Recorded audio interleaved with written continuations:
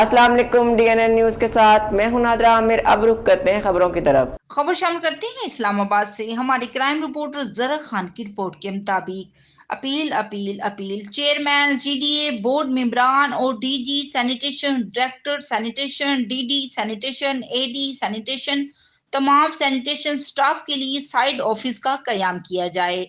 इस वक्त फैसल महाजर sanitation staff की हालत ज़र इस वीडियो में देखी जा सकती है।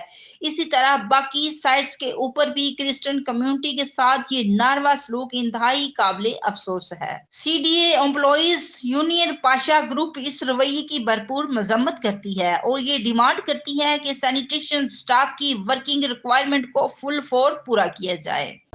अब तक के लिए इतना ही। मजीद जानने के लिए हमारे साथ रहिएगा।